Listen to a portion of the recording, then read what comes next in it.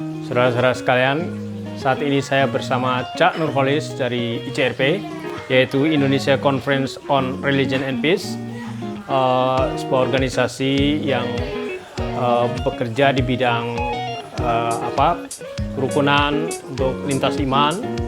Beliau sangat concern terhadap perdamaian, terhadap kerukunan, kebangsaan, dan keindonesiaan. Hal yang menarik adalah bahwa dari ICRP ini banyak berlangsung pernikahan antaragama dan beliau terlibat. Beliau sudah berpuluh tahun bekerja di bidang ini untuk merukunkan umat antaragama, baik dalam pernikahan maupun dalam kehidupan berbangsa dan negara, saling mengunjungi di antara penganut agama yang berbeda, yang membuat kita menjadi seperti sekarang ini.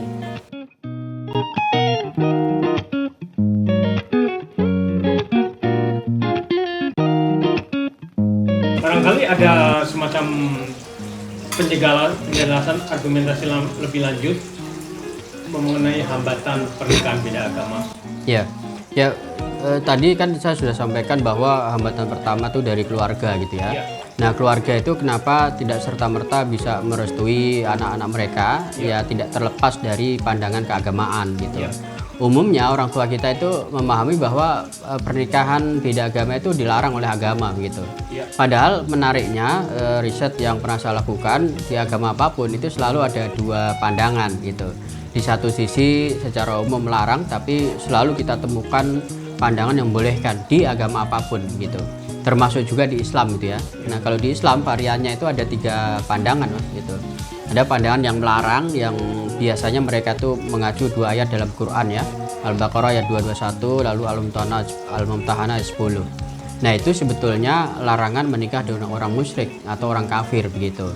Nah, dari situlah kemudian muncul pandangan yang kedua yang bolehkan dengan mengacu pada Al-Maidah ayat 5.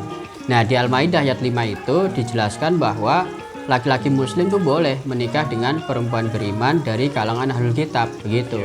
Yang dilarang itu kalau menikah dengan orang musyrik atau orang kafir. Sementara non muslim oleh Quran, oleh Islam itu dihormati sebagai ahlul kitab, yang tidak hanya boleh menerima makanan dari kita, begitu juga sebaliknya, tetapi perempuan dari kalangan ahlul kitab itu juga boleh dinikahi oleh laki-laki muslim begitu. Lalu muncul juga pandangan yang ketiga yang membolehkan meskipun yang muslim itu perempuannya. Nah, kelompok yang ketiga ini acuannya sama. Ayat yang dijadikan dasar adalah Al-Maidah ayat 5. Lalu kemudian mereka memperkuat dengan 3 argumen. Pertama, prinsip penerapan hukum dalam Islam itu tidak berlaku diskriminatif. Jadi kalau satu hukum itu membolehkan bagi laki-laki, maka boleh juga bagi perempuan gitu ya. Nah, itu kalau dalam teori bahasa Arab disebut al-iktifa. Karena itu kata kelompok yang ketiga ini, Al-Maidah ayat 5 itu bisa juga dimaknai begitu pula perempuan muslimah boleh menikah dengan laki-laki beriman dari kalangan ahlul kitab begitu. Lalu yang kedua ada kaidah hukum al-aslu al-ibahah. Segala sesuatu itu boleh sepanjang tidak ada nas atau ayat yang melarang. Nah, dari 6.666 ayat itu tidak ada satupun ayat yang menjelaskan soal pelarangan muslimah menikah dengan laki-laki non muslim. Nah, tiadanya larangan itu dimaknai sebagai pembolehan gitu. Nah, lalu argumen yang ketiga, dan ini yang jauh lebih penting sebetulnya, karena ini berdasarkan praktek yang dilakukan oleh keluarga Nabi Muhammad itu sendiri. Misalnya ya, Nabi Muhammad itu punya 2 istri yang non muslim.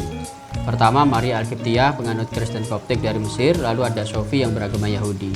Dua-duanya ini dinikahi oleh Rasulullah tanpa meminta terlebih dahulu mereka untuk masuk Islam begitu. Lalu yang sebaliknya juga dilakukan oleh keluarga Nabi Muhammad. Kan kita sama-sama tahu pada saat Muhammad itu menikah dengan Siti Khadijah. Siti Khadijah itu seorang janda ya, dengan membawa 2 anak perempuan remaja. Nah, 15 tahun kemudian Nabi Muhammad baru diangkat menjadi nabi maupun rasul. Nah, 2 perempuan remaja ini beranjak dewasa. Lalu kemudian dilamar oleh laki-laki non muslim dua-duanya dan diterima gitu. Misalnya Zainab itu menikah dengan Ibnu Al-As yang non muslim gitu. Jadi pernikahan beda agama dalam sejarah peradaban Islam itu bukan sesuatu yang baru, sudah ada sejak zaman Rasulullah. Artinya 14 abad yang lalu itu sudah ada dalam dunia Islam begitu.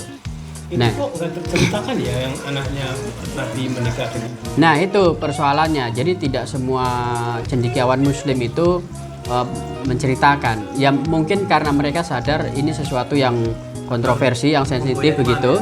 Jadi biasanya di ruang yang agak sempit, yang agak eksklusif lah mereka bisa membahas tentang hal itu. Misalnya kalau di ruang pengajian ya kalau ada jemaah yang bertanya baru dia menjelaskan. Dan biasanya hanya berhenti pada pandangan yang kedua tadi. Bila mana yang Muslim itu laki-lakinya baru boleh gitu ya. Untuk yang ketiga makin sedikit yang ini. Gitu. Nah lalu yang aspek berikutnya itu adalah aspek konstitusi. Ini juga penting untuk ini ya diketahui oleh masyarakat gitu. Umumnya kan selama ini kita memahami secara legal formal itu tidak diperbolehkan atau dilarang gitu ya.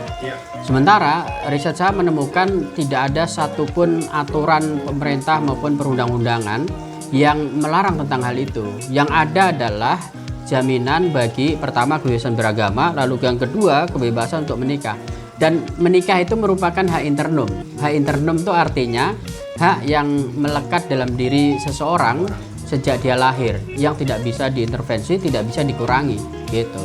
Kan setiap orang ini kan paling tidak punya 60 hak sipil warga negara kan. Salah satunya adalah diantaranya adalah memilih pasangan, memilih cara menikah, berkeluarga, memiliki keturunan gitu. Gitu. Terus gini, kita kan sudah punya undang-undang perkawinan ya, 74 itu. Iya. Nah, kebanyakan kan aparat pemerintahan sipil itu selalu berpegang pada itu. Iya. Jadi kalau tidak sesuai dengan undang-undang perkawinan, mereka tidak mau menikahkan. Nah, kesulitan orang-orang adalah untuk mendapatkan legalitas itu secara negara. Iya. Itu bagaimana? Iya, justru itu undang-undang perkawinan dulu kan nomor 1 tahun 74 ya. Sekarang itu yang terbaru itu nomor 16 tahun 2019.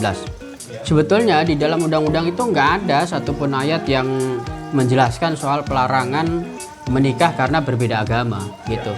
Yang ada itu kan di pasal 2 ayat 1 itu bahwa pernikahan sah kalau dilaksanakan sesuai dengan hukum agamanya masing-masing kan gitu kan.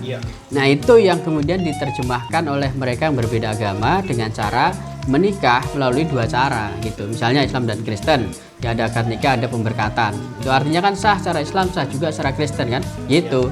Nah lalu di pasal berikutnya itu mengatur soal kewenangan negara. Domain negara itu adalah mencatat apa yang sudah disahkan oleh agamawan atau lembaga agama begitu. Nah inilah tugas ini yang tidak semua dilakukan oleh ASN di kantor di ini Dinas Kependudukan dan Pencatatan Sipil gitu. Nah, perjuangan yang dilakukan oleh lembaga sipil ini tadi untuk mengatasi persoalan itu apa? Ya kita melakukan ini ya approachment pendekatan ke ini dari mulai kelurahan biasanya lalu kemudian sampai ini catatan sipil. Bahkan ya pernah juga kita melakukan ini kan judicial review ke MK itu tahun 2014 gitu. Ya sebetulnya udah sampai ini sih. Ya sekarang itu kalau mau ada amandemen lagi sebetulnya harus melalui parlemen gitu. Karena terakhir waktu di MK itu kan ini statusnya kan dikembalikan pada lembaga-lembaga agama ya. Apakah bukan ditolak? Yang ditolak itu sebetulnya tidak ada penolakan. Cuman narasi media itu mengatakan begitu. MK menolak judicial review tentang pernikahan beda agama sehingga kemudian hukumnya itu tidak diperbolehkan. Nah itu media-media di luar media yang mainstream ya, katakanlah media yang waras begitu.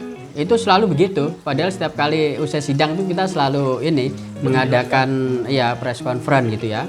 Tapi lagi-lagi media-media yang kanan itu ya beda lagi dia ininya gitu. Oke, terus sudah berapa banyak sih pasangan yang menikah melalui lembaga yang ada di sini?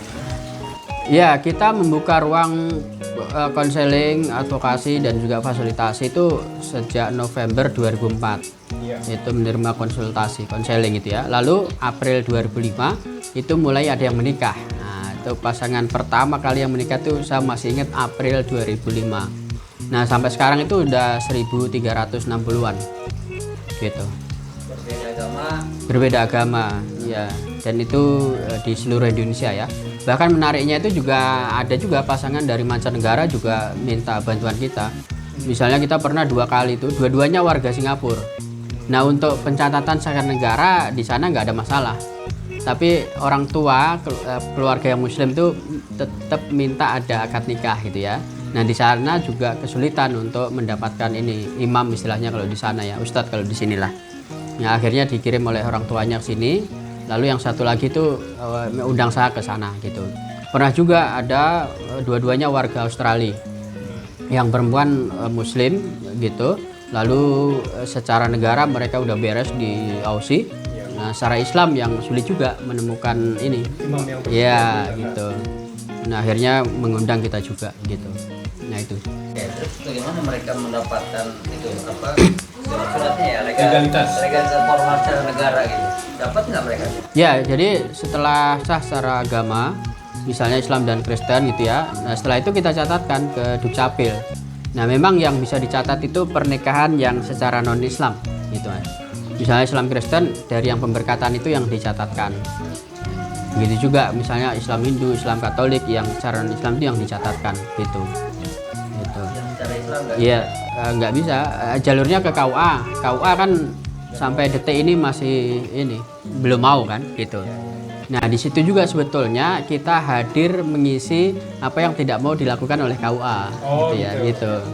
Ya, bisa disebut penghulu swasta. Ada pernah media itu yang menyebut ini kami itu penghulu liar gitu ya. Gitu.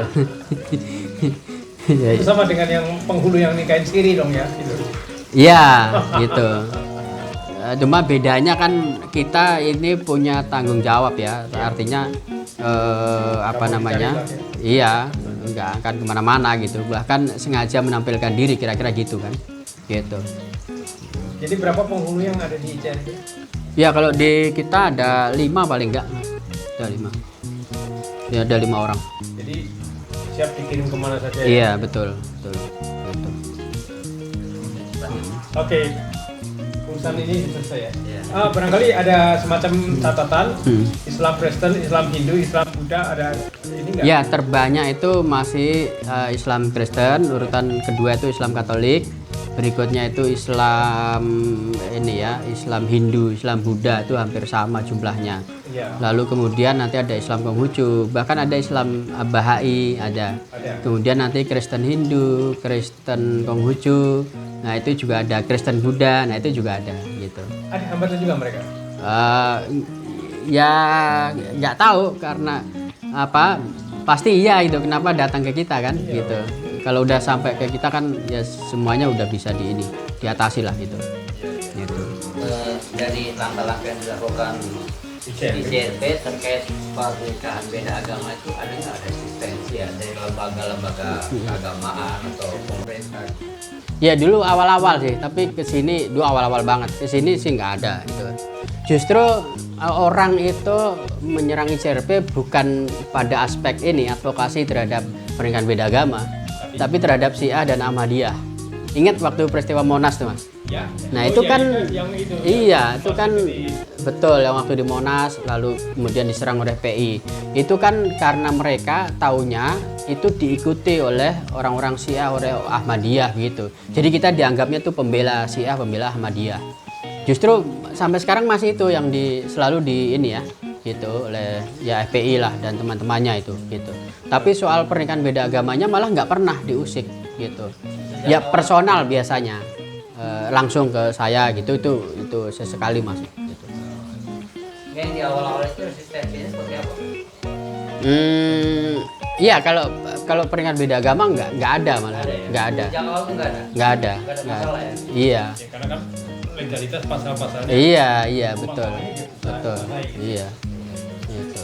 Setiap pasangan itu mesti ada muslimnya. Nggak selalu, tapi sebagian besar iya Mbak gitu. Kan ada juga yang Kristen Buddha, Kristen Hindu, Kristen Konghucu itu ada gitu. Ada nggak konsultasi setelah mereka menikah? Ada. Apa masalahnya? Ya soal ini misal pendidikan anak gitu ya. Iya.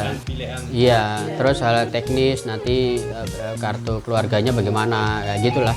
Terus pada saat anak lahir, misalnya kalau pasangan ini Islam dan Kristen gitu ya. Diadani atau gitu. Saya bilang ya dua-duanya itu boleh, saya bilang gitu kan. Gitu. Hal-hal kayak gitu. Karena itu yang lucunya itu gini, pada saat menikah mereka kan ngundang kita, saya selalu datang misalnya Islam Kristen kan, saya terus bawa pendeta juga kan, nanti pada saat anaknya mereka lahir ngadain pengajian tapi juga ada ini, jadi selalu ini ada ustadz ada pendeta begitu. Penguburan juga ya? Belum ada yang meninggal. Loh, ya di dalam Pak yang sila Pancasila itu kan itu. Nah, jadi dinyanyikan dulu sama gereja, habis itu dikuburkan menurut Islam. Iya, ini belum ada dari mereka gitu. Yang baru gitulah.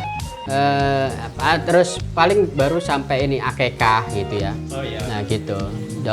Seringnya mereka ngundang kita karena ya ada semacam ini khawatir, takut kalau ngundang ustadz yang lain nanti boro-boro malah ini kan, wah diceramain, diomelin kayak gitu. Iya. Jadi tetap mengawal ya? Dan mengawal, saya selalu bilang pokoknya sepanjang saya masih hidup masih boleh di inilah iya gitu. Maksudnya kita tanggung jawab sampai mereka ini gitu.